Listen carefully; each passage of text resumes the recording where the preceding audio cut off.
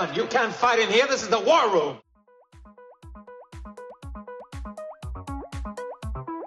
How do you like it? Open the pod bay doors, Hal. I'm sorry, Dave. I'm afraid I can't do that. Here's Johnny!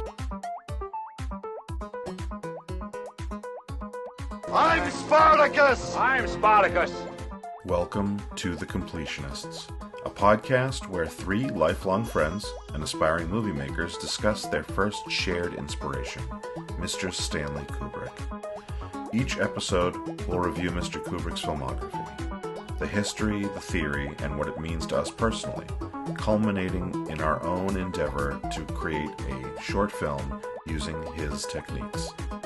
This is The Completionists.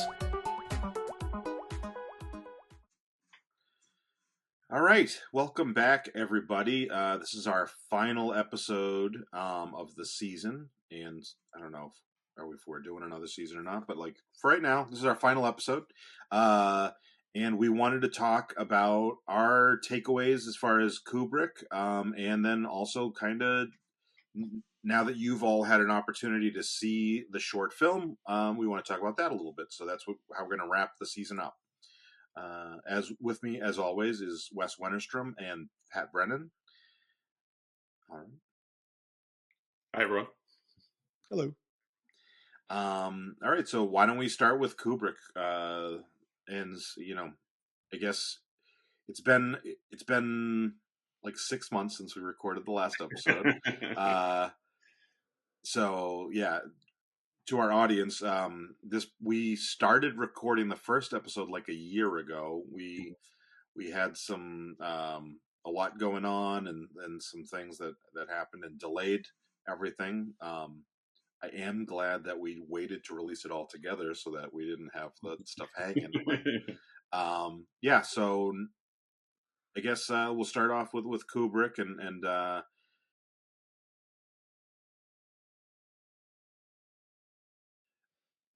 personally, I think we should start with like what is our favorite now that we've seen the entire oeuvre. What's our favorite each? Wes, why don't you go first? Yeah, so obviously this is a really hard choice to make, and I think it's pretty bespoke to what hit us at the time. What we like personally. They're all such great films, and they each really stand on their own. I genuinely think most of his films, had he just made a one-off, they'd still be in the lexicon of great films. I guess for me it was Full Metal Jacket, because I did some diving in and I found like an audiobook of the book it was based on, and yeah, it really just struck me like the lyrical power of that film, and how it really expands on these kind of Orwellian themes without being heavy-handed. There's a real beauty to what they're doing, and it just reflects all these beautiful things about violence in human nature. And I think Kubrick really did that. Was he was able to see through to the kind of I don't know, the human nature within violence without being too cynical about it. Well, maybe he was cynical, but he still found a lot of beauty in it, and he kind of changed film permanently in that respect, for all the Scorseses and whatnot in the world. Yeah, I just thought, it incorporated all of his Kubrick's best filmmaking techniques and acting, and adaptation skills that he had, to make something that was really unique and compulsively watchable, at least for me. So yeah, and I wasn't expecting that. There's such great films. I thought it was going to be Dr. Strangelove. I thought it was going to be The Shining, even A Clockwork Orange, which surprised me in a lot of ways, but ended up being less my favorite than I thought. So yeah, I'm going to go with the old FMJ on that one. Now, I just want to say with Full Metal Jacket, it won't be my pick, but I will say that it's the one that I think surprised me most that I had already seen, because I didn't expect it to hold up. and I actually think it was better as a almost 40-year-old than it was as a 17-year-old, where I thought that would be the opposite. I thought like, oh yeah, I really thought this was cool when I was a kid, and it's probably going to be aged really badly now that I'm a mature adult.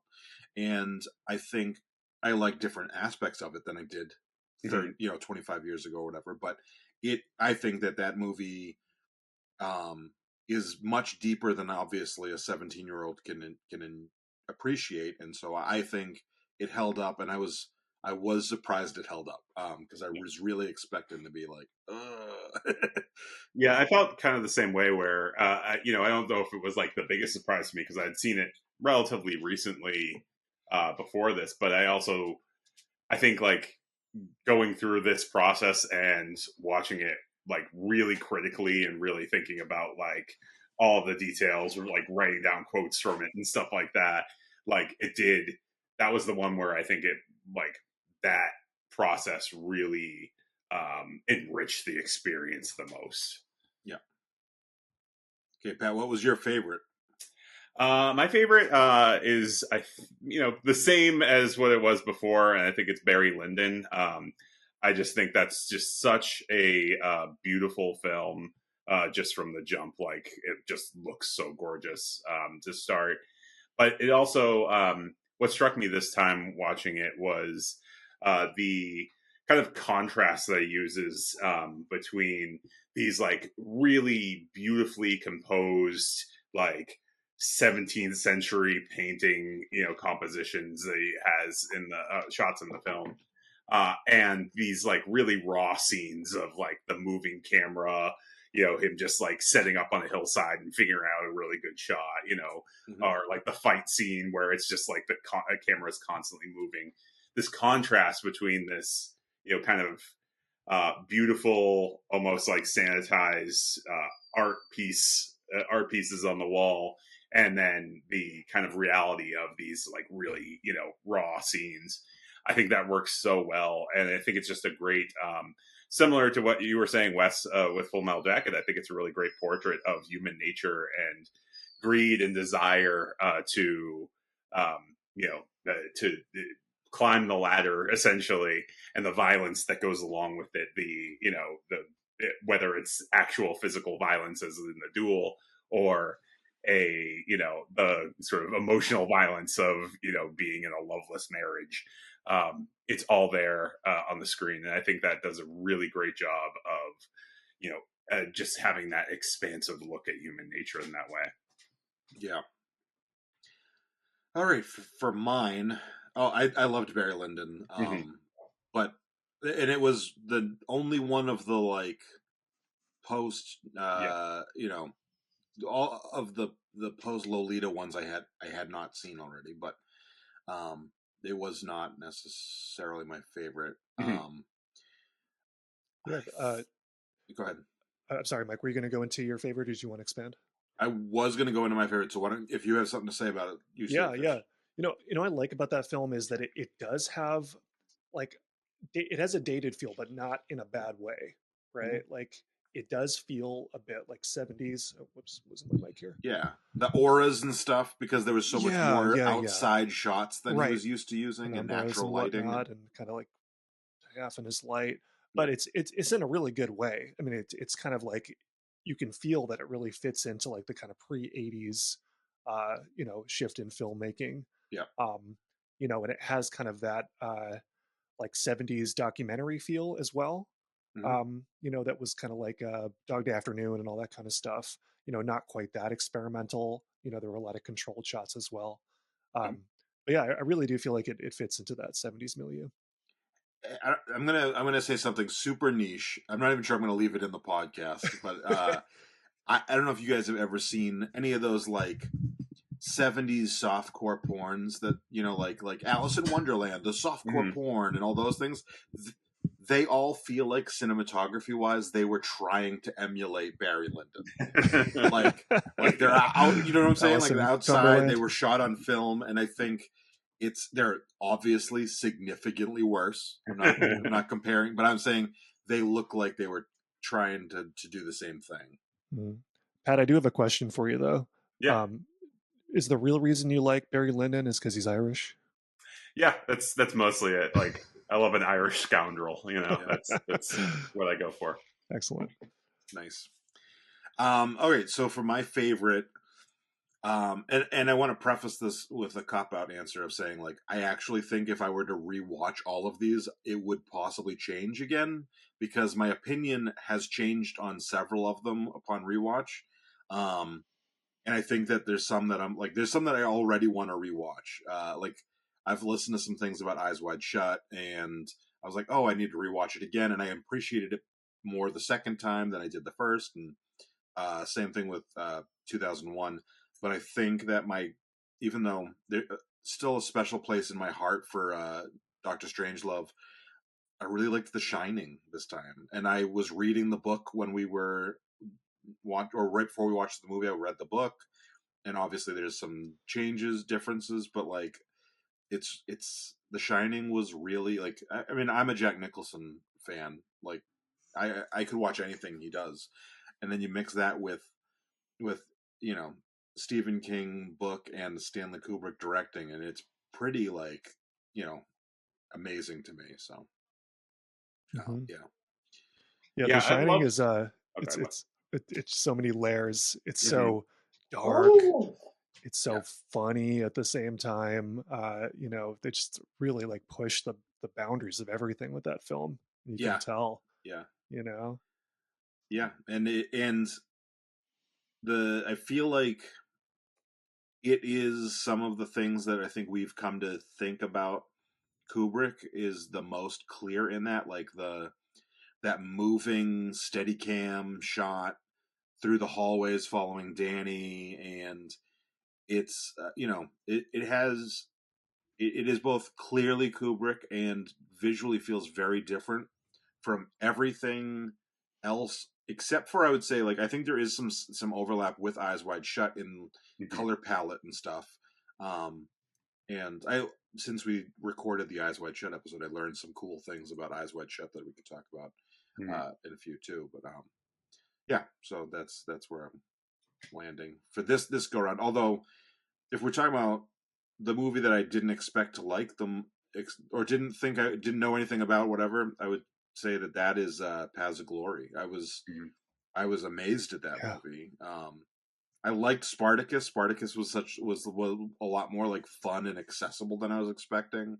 But Paths of Glory, I was like, this is incredible, and so yeah.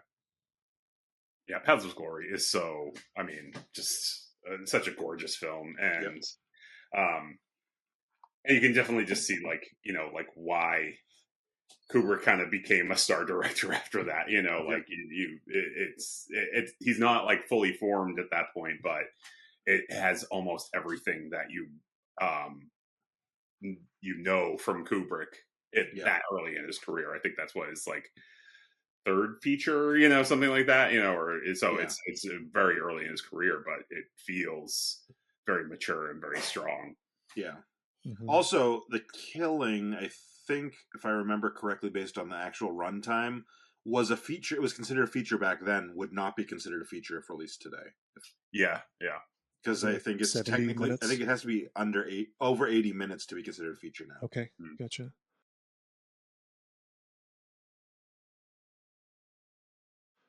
Yeah, the Paths of Glory. I don't remember if it's the first one that he really started using a lot of tracking shots. I think there are some tracking shots in The Killing, but his use of like kind of the perspective shots where you're going down like a whatever perspective. You got the walls and they kind of go down into a vanishing point. Yeah. He did that in the trenches. And that's, for some reason, that's kind of his signature. It just really enhances the character of a space. Yeah. And I really feel like all of his films, he went to extra special lengths to really make the space he was working in an additional character and kind of part of like the destiny of what was happening in the film as well. Yeah, I agree completely. And I think as much about the aesthetic location as other than maybe The Shining as I do about character in every single one of his movies. Like Clockwork Orange, I think about the sideways shots through that mansion, where we're seeing like the guy who ends up being in a wheelchair, and you get those weird sideways shots, which were really cool. And I feel like he built, he established those locations in very different ways each time, but they were as big as anything other than maybe Alex, but like, they were as much an important part as any other feature in that. Yeah. There was also a really good contrast when he has a lot of geometry, like perfect geometry in his films, contrasting with the chaos of what's happening with his characters. There's something really cool there. It's almost like a classical piece where you have the structure that overarches, and then you have all these like chromatic movements and like non-diatonic. Sorry to use all this musical terminology, but it's like chaos within an umbrella. Yeah, like this rigid umbrella. Yep. Cool. So I do want to tell you guys a couple things. So I listened to Cinefix Top 100 podcast, and I don't know if you guys have heard about it or anything. No. And they did an episode about Eyes Wide Shut, and some of the stuff that they talked about with Eyes Wide Shut is that movie could be its own like series. It feels like, because you could talk about it, all the different things. Like, one of the things that I found interesting that I don't know about, but I would guess that what we were seeing with those halos and stuff in Barry Lyndon is, so Kubrick knew exactly what he was doing so well with the cinematography that for almost the entirety of Eyes Wide Shut, he was underexposing, and then they call it over, and I may have that backwards. It could be that he was overexposing. No, he was underexposing, and then they overdevelop, and it gives it like a weird dreamlike quality. And he did that on purpose. And he was in touch with he knew the exact person who was going to be developing the film at Kodak or whoever it was, whatever company it was. He had like sat there and like went over everything before they started filming, so that guy knew exactly what he wanted. And Kodak was just like, yeah, come on in. You're Stanley Kubrick. We're gonna do whatever you ask us to do. They didn't know it was gonna be his final film, obviously, but they were like, come on in, and he literally sat with like the guy and was like, okay, I'm gonna be doing 1 or 2 stops under, so you're gonna do 1 or 2 stops over, and we're gonna get this feeling from these shots, which was I would guess that he was probably doing similar things with Barry Lyndon. A lot of times the reason why that technique even exists is because of it's actually not for brighter situations. It's for like enable to get, if you're shooting at golden hour, you have such a limited shooting time, but it's to get a couple extra shots, and you can be underexposing so that they'll over crank on the other side. So anyway, I just thought that was interesting. That is really cool. That kind of that makes a lot of sense for that film, because I feel like that's one of the films that, like, I always think of it as like the film that uses light the best, just in general. Like that opening party scene where there's like they're dancing in front of that wall of Christmas lights, and it's just like luminous. Like everything on the screen is luminous. You can feel that, like, where it has that dreamlike quality. It has that feeling of just like the light isn't the way it's supposed to be, but it feels so real coming off the screen. Especially, I saw it on 35 millimeter, like seeing it, like projected in a theater, it has just this completely different feel when you're there really seeing it. And it's just like, wow, just like bursts off the screen really in a way.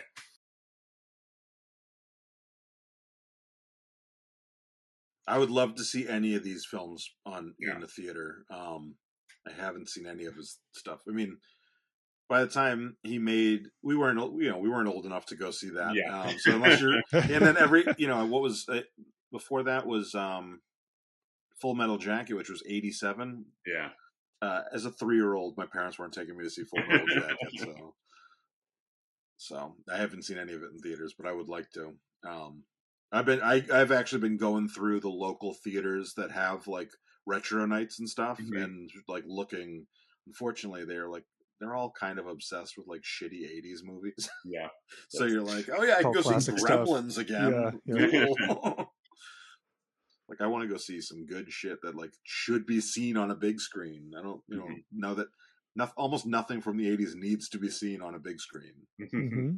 Yeah, and it's a shame because a lot of younger people I talk to that are Gen Z don't know any Kubrick films. Mm-hmm. They all are fucking obsessed with David Lynch. And then when I'm like, oh man, have you seen a Clockwork Orange? And they're like, who's that? Who wrote that? Who directed that? I'm like, fucking Kubrick, man. You gotta watch Kubrick. Yeah. So hopefully he's not losing relevance. Yeah. I doubt he is. I think it's just, like, I don't think that we were the normal kids when we were, and, by the time they get to our age, although I will say that I think in a large part, cinema is changing so drastically the way that people consume it that kids might not even like look at older stuff, anymore. Because, the idea of going to the movie theaters is like becoming a big, like nobody wants to do it unless it's for a big popcorn movie. Yeah. So. Yeah, and I think his relevance, I'm curious to see how it changes because I feel like that's a thing. Like, when we were growing up, like the big films were, 2001, was, near the top of every list you saw and everything like that. And, it's still there. It's not like not like people hate 2001 or anything like that. But, like that Clockwork Orange, Doctor Strangelove, The Shining, those were like the canonical ones, right? But I feel like now, maybe there is a little bit of like a push to find, the Paths of Glories, the Eyes Wide Shut, Barry Lyndon, stuff like that, and be able to say like, oh, like he has like other stuff that's not as canonical, even though it is very canonical still, but like, and has a little bit more like oomph to it, like Eyes Wide Shut, like Wes, you were saying, like David Lynch, like that's his most like Lynchian film, really, and that could suck someone in and really get them to feel like, oh, there's this whole other world to explore, just like, you could with any other filmmaker, find the bridge to the whole other world right there, Yeah. To your point, I watch a lot of different things from Cinefix, not just that podcast I was talking about, but they do all kinds of movie lists and things. And Kubrick makes it onto their lists a lot, but it's very often Barry Lyndon and Eyes Wide Shut. Yeah.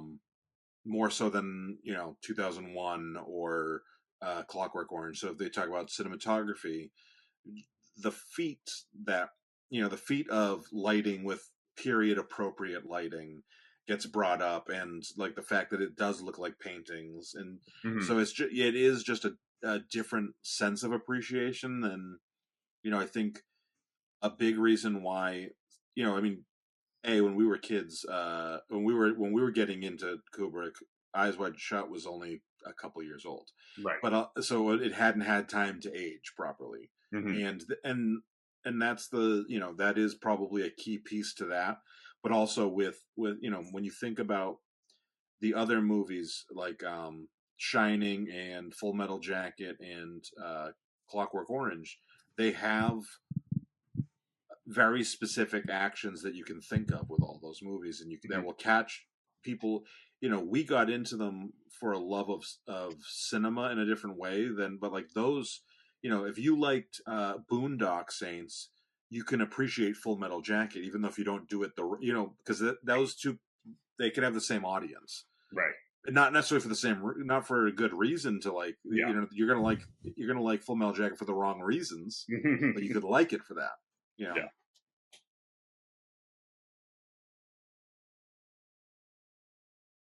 I guess maybe do we have any like changed opinions on him? Like where are we at now compared to where we were when we started? Just overall for his whole filmography. Yeah. I could start on that. When I first talked about him, I was kind of like, he was a filmmaker I really liked, and I had kind of fallen in love with, Barry Lyndon and Eyes Wide Shut again.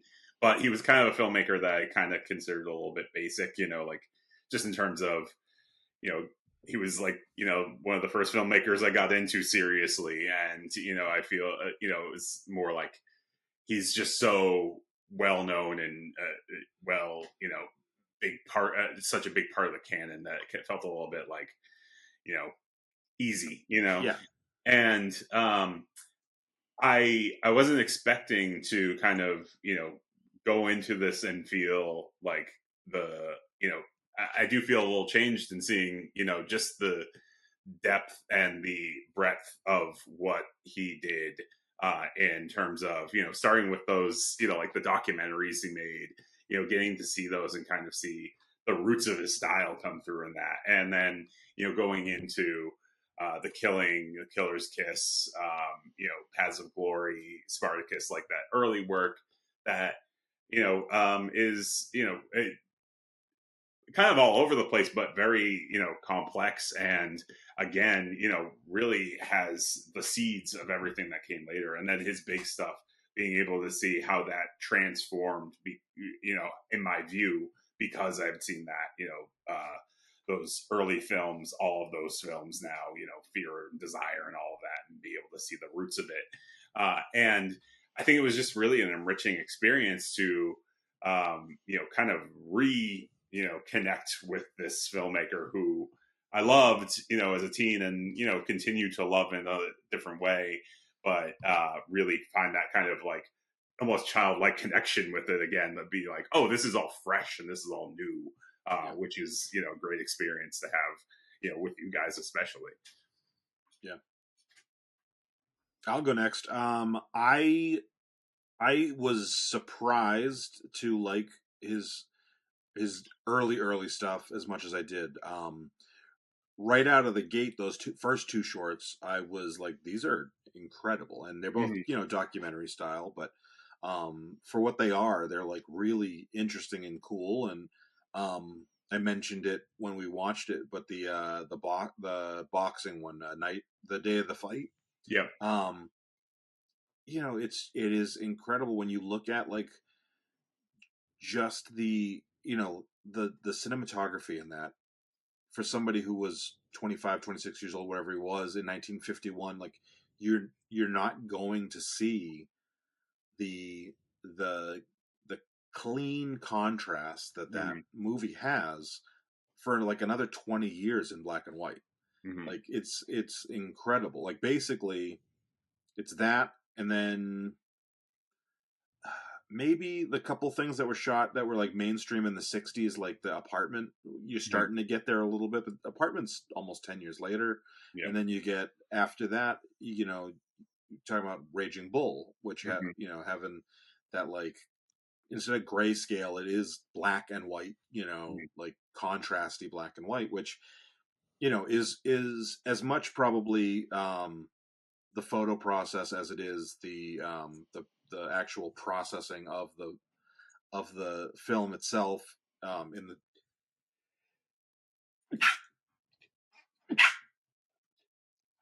3. Leave that in. Okay, Sister Adrian. I used to drive with this kid in high school, and he'd be at the wheel, and 6 sneezes later, you're like, oh, I'm gonna die. Yeah.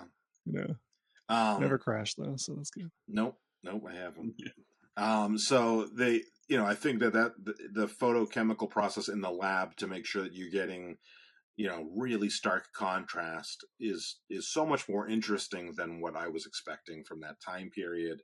And it is really interesting to see, like, you go that route, and then when you add in, okay, we're adding in the elements of fiction and diegetic sound, and it takes a step back for a couple movies, and then by the time he makes, The Killers, being the first feature, feature by that day's standard, I don't know that it counts today,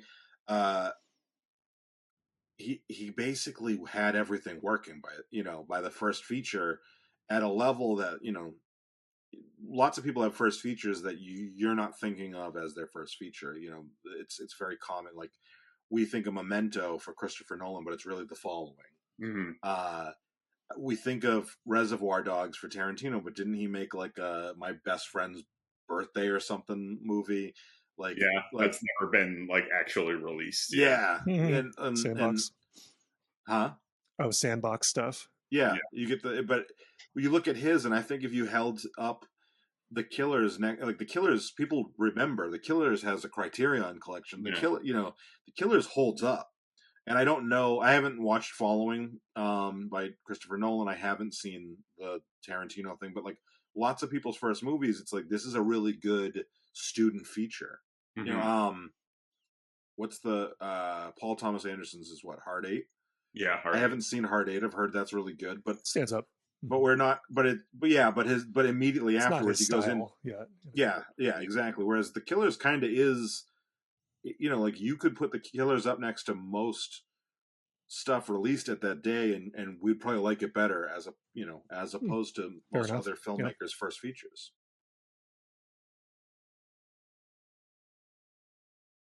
Absolutely. Yeah. So, I mean, what I can say going back and reviewing this stuff again, initially I was like, you know, okay, we're doing Kubrick, and I recommended, okay, let's do this short feature to kind of like, do something different with Au revoir, because it's been studied so many times, but that's because it's such a rich subject. Yeah. So first of all, his career is like more than half a century. So we all the way back from 2001, and before that, all the way up through the turn of the millennium when he was doing Eyes Wide Shut.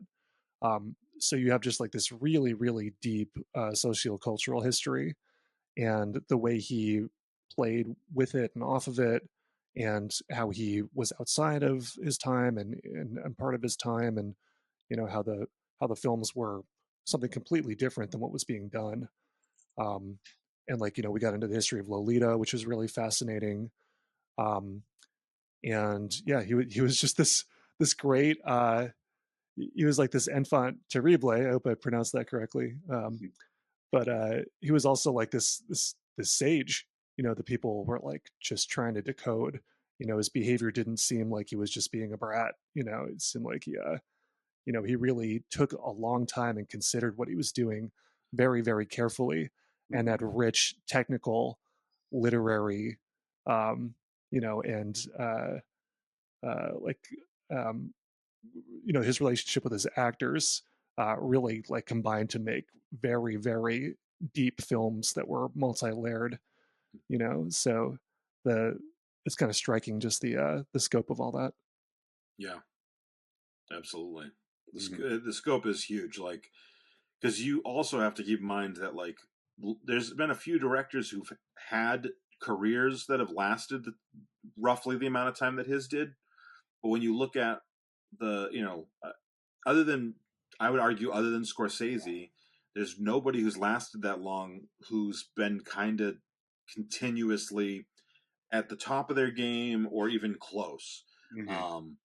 Like I loved Spielberg from, you look at 75 to 97, Spielberg's amazing. And in the last 25 years, he's had a couple really good films, but he hasn't been amazing. Yeah. Like nobody else holds up over that time. Now, it's also Spielberg's made, a shit ton of movies, but and Scorsese is the only one who can compare on both levels, I guess, because he's made a ton and he's pretty consistent. But some people pump out films and it's not the same as, Yeah. Soderbergh, something like that. Yeah, I think Kubrick just does such a good job of like choosing his projects, and I know he had a ton of stuff in development at all times, like Napoleon and stuff like that. He wanted to do, but he did a good job of sort of taking the time and considering, and there's a filmmaker, I can't remember his name right now, but like I read something about him that he only has made like 5 films over his 50-year career, but it's because he only makes a film if he considers it, he would be proud of it being his last film. And I feel like Kubrick has that sort of thing where like he wasn't going to make anything after Full Metal Jacket until Eyes Wide Shut, because Eyes Wide Shut he could do right. He was a perfectionist in that way, where he wasn't going to make something that he was going to, spit out something really quick. Spitting out something really quick is a great, like Wes just mentioned, Soderbergh, like he makes 5 movies a year after he retired, he can, and not all of them are perfect or anything like that, but a lot of them are really fun and really great, he's pretty consistent quality. But and it's just experiments that sense too. of, I can build this and I can make this is the weight that he put on himself with every feature. You can tell that it comes through on the screen, And he was so successful that he kept getting more and more freedom to do like Eyes Wide Shut, even though, it came out 12 to 13 years after Full Metal Jacket, it was shooting within 6 years. Yeah. So, you take a look at that aspect, and you're like, okay, well, yeah, there is a gap between them. It's because it took a while to get the production underway, which, he had Tom Cruise, who was arguably the biggest star in the world at the time, under a contract that he couldn't fucking get out of. Even though they were shooting for 5 years. Right. Like Mission Impossible 2 got delayed because of Eyes Wide Shut. Yeah. Which is really crazy too, because we have Hugh Jackman because of Eyes Wide Shut. Because Eyes Wide Shut delayed Mission Impossible. The guy that was supposed to play Wolverine was already under contract for Mission Impossible 2. They had to fire him, and Hugh Jackman became famous because of Stanley Kubrick. It's because he had that much power that he could keep Tom Cruise. Yes, at the height, this person and a Scientologist, but also at the height of his career, basically. Like he had just come off of, 2 or 3 Oscar nominations with Born on the 4th of July, and and he had the Mission Impossible movie. The first one was like, oh, this is going to take him to the next level. He already had Top Gun. He was huge, and also. That over the course of 6 years filming, who knows what that marriage was like at the beginning. It was over at the end. That movie, from all perspectives, seems to have ruined that marriage.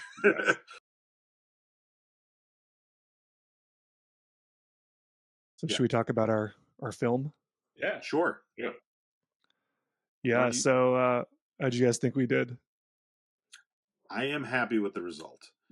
I know it took a long time and to get it done, and obviously a huge portion of that was me. But movies take a long time to make, even shorts. So I do try to keep that in mind. We had reshoots and stuff to do like that. I don't know if we need to get into it right here on the podcast, but I had a major mental health crisis over in the middle of recording this podcast and making that short film. I had a major mental health crisis, which I'm doing significantly better, but it really killed the flow of this whole podcast experiment. And so I think, given all of that, given the fact that it took us a year, I think it's good. I think there is one little audio issue in mine that I couldn't fix. There is one part of Pat's that peeks out slightly, and I didn't see any problems with Wes's, which irritates the shit out of me. It's because I edited heavily. Yeah. So. Yeah, I mean, it was a lot of fun. I mean, it was really interesting to see how it worked, and it was great because Pat and I just went to Colombia and we shot another short film, which we're currently editing. But yeah, I mean, it's hard to get real Kubrickian when you're at this level. One, that guy had so much time. He would he used time to his advantage in every single way. Yeah. And, when you're working a job, you got a kid, you don't have that at all. You have amateur actors, it's your sister-in-law who's going to come play the giant rat or something like that. You just don't have time on your side like that. So, it's kind of this balancing of ambition with just like the raw materials and people that you have to work with. Yeah. And then you have 3 people working on a project, whereas when you have a person like Kubrick, he has the whole vision just in his head. Mm-hmm. So we're working with 3 different visions that threaded together, which has its pros and cons, its successes and its failures as well. Yeah. And also, I mean, we're 3 different people working in 3 different places. Yeah. We're not collaborating in person. So like what you said about, movies take a long time to make, and even shorts, that's exacerbated by the fact that, like, we're not sitting in a room together doing this stuff. Like, Wes, you brought up our film, like, that we made in Colombia. Like, that was a lot easier to just kind of be like spitting out things, like where we're, like, just walking down the street, right? Yeah. We 10 days together. So right. We could have done that, us 3 together if we were, doing that, on one of our trips, to Tucson or something like that. Yeah. Like, that's like 100% possible when you're, in person. It's a lot harder when you have, 3 people kind of with 3 different schedules, 3 different time zones, putting things, putting their time in at different times. It makes it a lot more complex. And, like that, I think that both shows in a good way in our work, because we have these 3 kind of pieces that kind of fit together. But it also, I think, it shows in the work that we've done on it. But I think it was really fun to do, and really fun to see the product of it. The ways, I just really like the fact that we approached it in 3 different ways, right? Like, we have, we're 3 different people. We're, friends for a very long time, but we look at, art, we look at things, we look at, Kubrick, we look at film, 3 different ways, and we brought that to the table. And I think that makes it such a much more rich experience, at least for me personally, to to get to see, Mike, when you brought the script that you had the first time, I was like, oh, like that's Mike's interpretation of Kubrick, and I'm like, okay, I get that, and then Wes, yours, and being able to bring my own perspective. I think that's just so much fun to see, and there's no like this perspective is more right or anything like that. Like, I don't look at it and say like, oh yeah, I'm the one that really gets Kubrick or anything like that. But I feel like it's just like such a cool way to see different facets of our relationship with a filmmaker come out in the work that we actually did out of it. Yeah, totally. Yeah. And one of the things that like we were talking about at the beginning of Kubrick's career, and then I think we all kind of experienced, is that at the end of Kubrick's career, he could do whatever he wanted, and he had whatever he wanted. But at the beginning, when we were talking about what was the Fear and Desire, you had guys showing up, like, we're going to do a military movie, and they all had different military uniforms because they brought what they could, and we all had different assets, the 3 of us. So Wes got, Wes had like a fucking whole town apparently helping him, like, as far as actors. I had 2 actors, and one of them, their parents, the father died, and then his mother-in-law died, and so I had limited time with him. And Pat, you had taken a bunch of photographs when you were in, was it Italy last year? And so you had all these ready to go shots that you were able to incorporate, and that was, we had very different assets. I had, obviously I had probably the best camera, but you just had different things too, and so like we all were able to kind of come at it differently. In addition to our own skills, we had different things, and that's a very real part of filmmaking for anybody who's not Kubrick at the end of his career, basically. Right. Yeah, at the start of his career, he didn't have sound, right? Like he was, like, we're basically doing like the Italian method of, like dubbing afterwards because the cameras were too loud, And I think that's a really great way of looking at it. Like, we're not Kubrick, but like, he wasn't Kubrick at a certain point, right? He was just a guy looking at Max Ophuls or any other filmmaker and being like, how can I do this? And figuring it out. Which is heartening, because he was an outsider. He didn't go to film school. He just did what he could to get something in the can, to start with. Not to say it was bad at all, but it wasn't perfect. And Yeah. once he got more resources and had the time to, make connections and whatever else, then yeah, he was able to do things that were, more time consuming and more expensive, and had the trust of Warner Brothers, who just gave him blank checks, Yeah. essentially. So, there's a way you got to earn it. And I guess he didn't do that because he didn't do the whole like film school thing. And, I guess he made, what was it? Um, Spartacus. That's it. Yeah. So, Yeah. Spartacus was like an interesting concept too, of like, here's a guy who's already on his way to what he's going to become, gets hired basically as a director for hire, on like a whim, and then like the movie's big enough that it's like, okay, now you get kind of a blank check to do what you want, which you were probably going to head towards anyway, Right. but now you have the budget behind it, which is interesting. Yeah, which is, it's kind of like when you who was it? Sorry guys, my brain's not firing today, but who was Frida? Oh, Diego Rivera. He used to do his murals, and people would be like, oh, well, he can only do this style, and then he would paint something hyper realistic in the corner. So he had the technical skills, and that was Kubrick too. Yeah. He was a super technical person. He probably could have like built cameras by hand, so just knowing the craft that intimately probably took him a long way as well in showing studio execs that he knew exactly what he was doing, Right. Yeah. So I'm curious. I haven't like talked with you guys about the film. Like I don't know how to really narratively, because I'm assuming like, hey, stop right now and listen and watch the movie. But well, come back. By the time this comes out, Yeah. I expect that we'll have already had the movie out.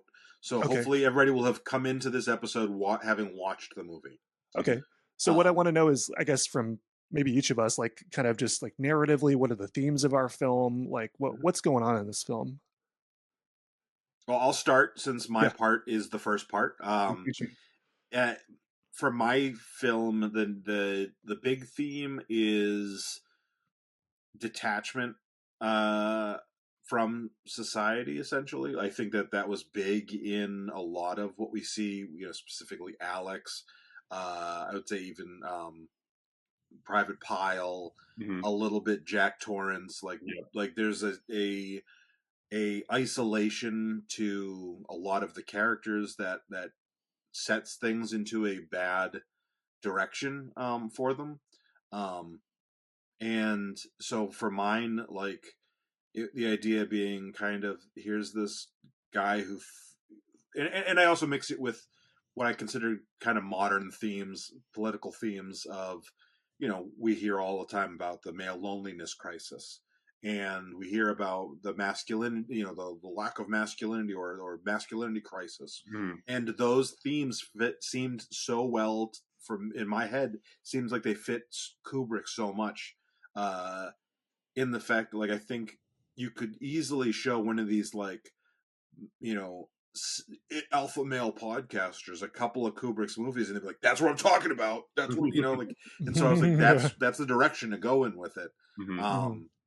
And so yeah, my character is, and I also threw in a little bit of, there's a scene in mine where he actually interacts with a woman who is clearly interested in him, and he doesn't know how to fucking deal with it.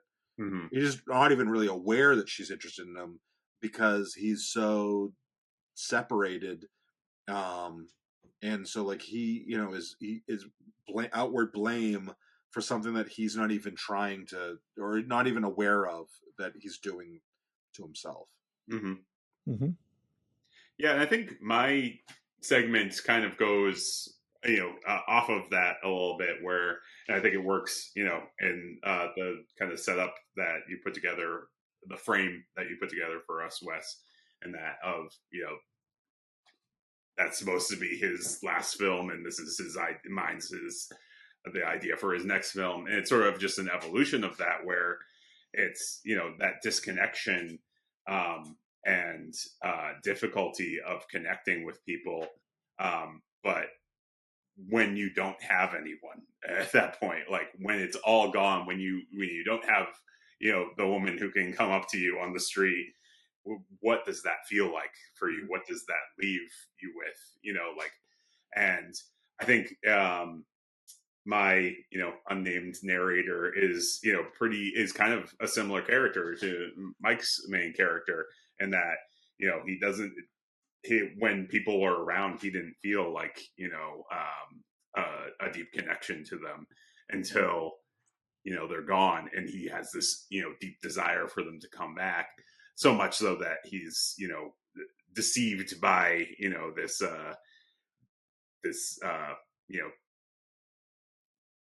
detached robot voice that comes out of nowhere. And I think that kind of leads into a space of like talking about surveillance, or the way that technology has changed our lives and made us in a lot of ways more disconnected, and the way that our emotions are often kind of used to tabulate stuff. I work in advertising. I see this every day of, just how much, what we're just like kind of data points at a certain point, and how that turns into an approximation of love, for some, for this machine at the end. And I think, just having that connection between our films was really, I don't think it was really intentional, but probably, was something that, unconsciously I did think about coming off of your script was, like, what's the evolution of this character as, in a different space, right? Yeah. Your visual style worked really well for that theme too. Yeah. Because I feel like not only are you detached character-wise from the world, but because there's literally nothing but you, we're just seeing snaps of your, as opposed to, like motion gives a little bit, even to a desolate area, motion can give some feeling of life, and there was no life. And I thought that worked really well.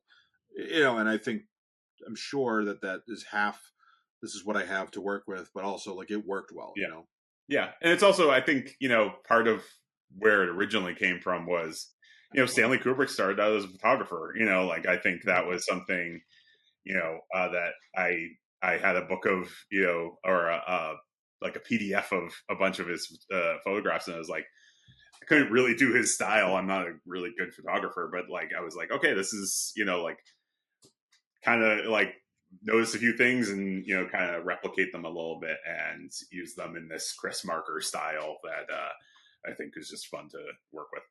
Yeah. Nice. Yeah, totally. Mm-hmm. Well, yeah. So yeah, we had been looking for a way to thread these three films. So we decided to kind of nest like a smaller film, which was Mike's, within like a larger narrative. So we have this director who is, I guess, a bit of a Kubrickian character. Mm-hmm. He's a narcissist. He is kind of, I guess, washed up. So I couldn't help but kind of be influenced by the fact that we're talking about this director and talking about like his brilliance all the time. So I kind of took kind of like this this ode that we're doing to Kubrick, and spun it into like this kind of madman director, vis-a-vis what he was doing maybe in The Shining. Mm-hmm. So some of his mythos. So you have this director who he can't make this kind of intimate vision that he wants, which was Pat's part, and he gets an opportunity from a studio to make this kind of like derivative, slop. It's like a reversal of the what is it, the rat with the dopamine experiment, except it's a human being with a giant rat. So I tried to incorporate some comedy there, Kubrick's sense of humor. But also I used a real movie mask, which I think had a really good visual effect. And once that's done, he does like an interview with people, and he's just really full of shit. He's full of himself, but he goes back and he's experiencing the same isolation just at his house. He's just getting drunk and taking pills and stuff like that, and then he gets woken up and he's surrounded by this adoring fanscape of rats, which is so fun to shoot. I'm big in the music scene here where I live, so I was able to recruit a lot of people into this. I don't want to say I'm big, but I know people. So they were all excited about the idea of doing like a small horror film. So I got to kind of replicate all these rats in my living room and stuff, and it just made for a really good kind of visual monster silhouette of things. You know, much in the same way like the tribunal was happening in Eyes Wide Shut, or something like that. And in the end, this narcissist guy, you know, it's almost like I'm talking about like the chaos with the classical piece. It resolves on something resoundingly, you know, positive and austere, you know, where he convinces them all that no, you shouldn't do real violence. We should watch Taxi Driver instead. Which, you know, it just worked out great. Everyone did a really good job. So yeah, I mean, I've always loved working with comedy and horror. So it was fun to tie it up in that fashion. And I think Kubrick would have liked it.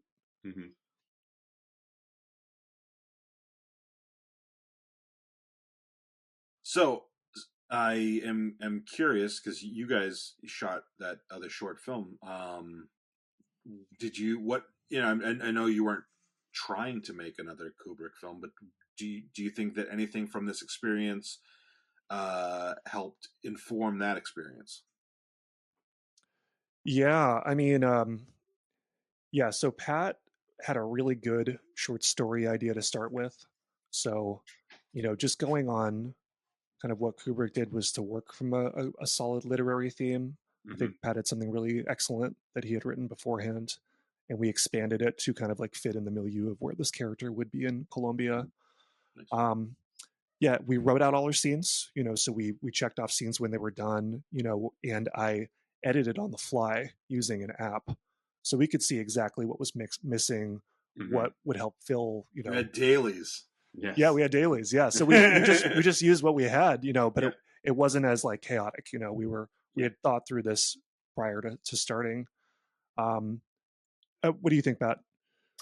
Yeah, I think in terms of the influence this had on it, I think I think that was a big, actually a pretty strong feeling of, you know, just being able to. I think it gave us both a lot of like confidence that, you know, like, okay, we know kind of, you know, what we've done before on this project on the completionist, and understand, you know, like pitfalls to avoid, you know, what we need to accomplish, you know, every day, you know, what, like Wes, you were saying, like the shot lists and stuff like that, just knowing like, you know, those kind of like little basic things that you might not even really think about. But I think having, and then in terms of maybe Kubrick's influence, I don't know if I can speak to that, but I think, you know, there's a lot of the similar themes that came through that we've just been talking about. I didn't really think of that, but I think there is something, you know, of the isolation and the narcissism that we see in our characters and, you know, our shorts here in this, you know, short that we made in Colombia. So I think there is a strong through line, you know, both stylistically and, you know, thematically. Nice. Yeah, and I think just in terms of ambition, you know, we just are trying to do something really interesting and visually captivating, you know, and also the auditory stuff, right? You know, like when we shot the 3 films together, I did all the scoring to make it sound like this is a cohesive experience all the way through. And you know, you're in almost like a womb, you know, just the way the music works and is both soothing and terrifying, and you know, so yeah, so the music is a big part of it. Things like costuming, masking, art direction, choosing the right venues to shoot in, which we had no shortage of in Colombia because it was fucking gorgeous. Like our hotel room, Mike, like, oh my god. So I mean, like, you know, Kubrick is just kind of like the oxygen. You know, if you're a modern filmmaker, you know, just his ambition, his sense of music, his sense of like the way he did acting, you know, it's just its own thing, you know. And it really was like, you know, you as a filmmaker and the way you uniquely see the world can be translated into a work of art, and especially a movie, because movies, I think up into a point they were just thought of like as ensemble pieces, you know, but we really started to see the auteur, you know, and what could come from just a single person's vision, you know, with maybe not Kubrick being the first one, but definitely, him being the most enduring symbol of it, I think, you know. Mhm. It's interesting that you like, and I agree. But it's funny that you call him an auteur, in which he obviously is. But we think of auteurs as having, like start and finish on everything. But he didn't write any of his own stuff from like scratch, which nobody else gets that leeway. Like Tarantino has said a bunch of times that the only person that like even compares to him is Paul Thomas Anderson, because there's lots of other great directors, but they don't write their own stuff. They take a script or they take an idea from something else. And I would guess that if you were to ask Tarantino, although he may be enough of a narcissist to count Kubrick out, that even he wouldn't say that about Kubrick. I think he would say, no, Kubrick's an auteur too. It's just Yeah, interesting. It's a good distinction to make. Yeah, I think it's interesting with Kubrick because I think he, like the adaptations piece of it is such a key part of it. Like you read The Shining, Mike, when you were reading it. Like that's a very different movie than it is a book, right? Like he took those things as like the starting place for what he wanted to do. So he had that kind of from the farm to table type of control over everything in his films, just using the soil of whatever work he was working off of, whatever script he was working off of, because I get the feel that didn't really matter to him. He just needed a story that was enough to do what he wanted to do visually, right? Yeah, he just needed the bones, because I mean, a lot of the stuff is wildly different than the source material. Right. Like Lolita's probably the only thing that's pretty close, right? Yeah. Eyes Wide Shut too. Yeah, is pretty close, but it is different. There's like not really an orgy scene in it. Like it's like Lolita's very different too. Yeah, there are big differences in Lolita. Yeah. But I mean, like he made a lot of changes to all of his adapted works. Like any author that was alive that saw one of his films was like, "Oh, I fucking hate this," right? Like he pissed a lot of people off doing that. But it makes a lot of sense when you think about it from that perspective of this is real adaptation. This is not this is really making something out of. Making a film out of a book, it's changing everything, right? So I think he was I think that's really a key part of what he did stylistically. So I guess my next question, after you guys have filmed this and sounds like you're in the editing process, but do you think that you're going to keep going with stuff? Do you plan on making more stuff, whether together or separate or what? Yeah, actually, I've been thinking about it a little bit. I think figuring out that style and learning how to like edit. Like I've never edited anything, like a video really like beyond like iMovie before. Yeah. So like going through that process and kind of figuring out something of a style with it. I had a few ideas about what I could do with that. Nothing, really in progress or anything like that, but beyond Wes and I's film. But I feel like, it is something that kind of did spark a little bit of like, oh, I could do this, a lot going forward, if I wanted to, maybe something once a year or something like that, just kind of putting together something short and seeing where it goes. Nice. Yeah, totally. Yeah. I mean, I bought the equipment for it at this point. I really enjoy it as a process. Yeah. I don't know. I mean, I definitely would like to do more travel stuff, maybe with Pat or both of you, or other friends that might be interested, and then I think even moving on to a feature, I would like to do it, maybe not next couple of years, but start planning it out and find the right people to work with.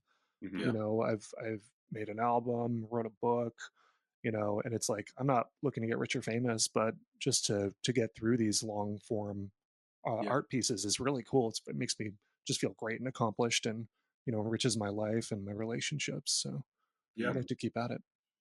Nice. Yeah.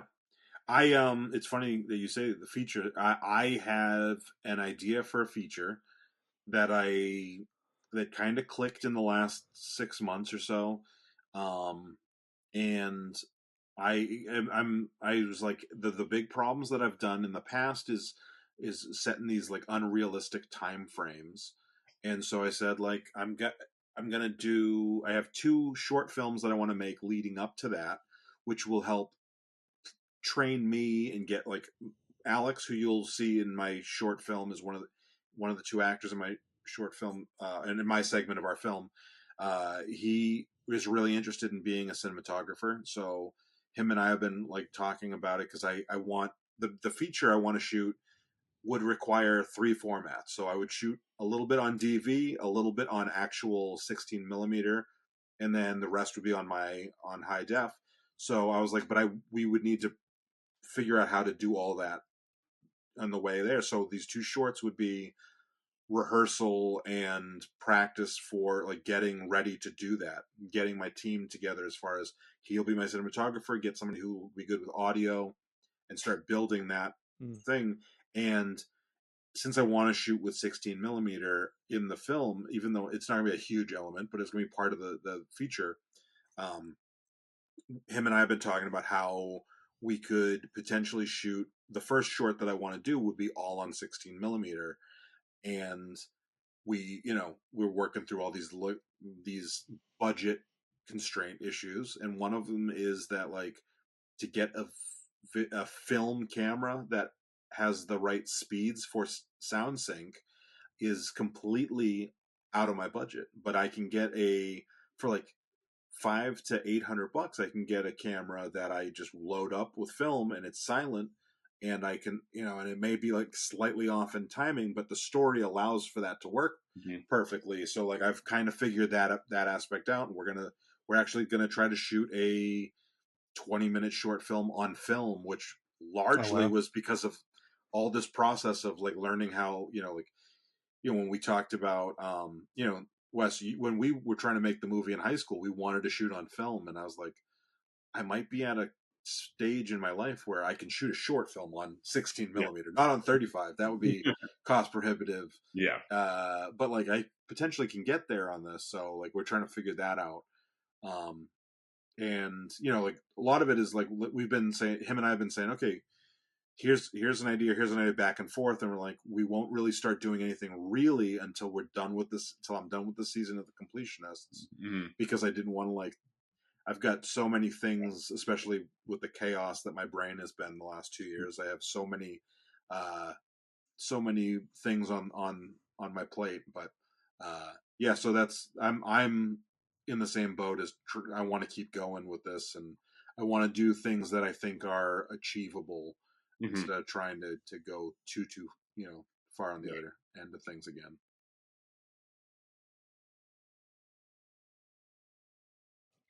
I know we haven't decided if we're doing a season 2 or not, but do we want to give some ideas for that? Sure. So people even want to weigh in? Yeah, I'll start. If we did a season 2, I would want to do. I'm totally spacing on his name. Yep. The guy. Milos Forman. Yeah. I was like, I knew it before we started recording.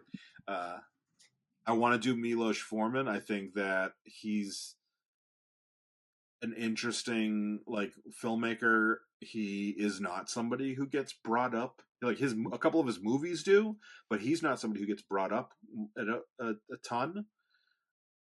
Do you want to just wait till Wes comes back?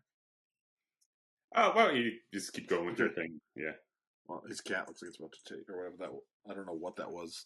I think it was So yeah, I think Milos Forman would be really interesting. I think Milos Forman would make the idea of us making a short film in his style kind of difficult, because his style is very, I feel like, and Pat, you could probably correct me on this, but I think he is more like the theater director turned filmmaker, in maybe not in reality, but in style. Like I think of his movies as being much heavier on acting and writing than on cinematography or any other quality. Yeah. Okay, I'll give mine, and then I actually have to go. Yeah, I've been really interested in Jane Campion. I think it would be cool to do her Au revoir because it's short. She did some really, really good stuff, very innovative themes, and she's a woman and she's focused on a lot of women's stories. Mm-hmm. And just to throw some scholarship behind that, I think would be really cool. I've actually been thinking about another female filmmaker, Claire Denis. She is, I believe, Belgian. But she is started in the 80s and worked as a assistant director with Jim Jarmusch, and then was a really great, has like a lot of great films. Beau Travail is a really famous one. But has worked, has worked with like recent years, like Robert Pattinson and stuff like that.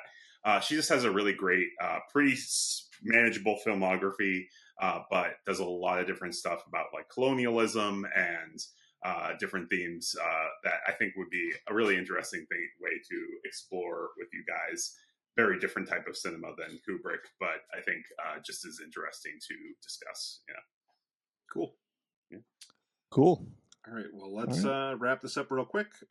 Thank you, everybody, for watching this season of The Completionists. We really appreciate it, and we hope you enjoyed it as much as we enjoyed making it. Thanks, everyone. Thanks, folks.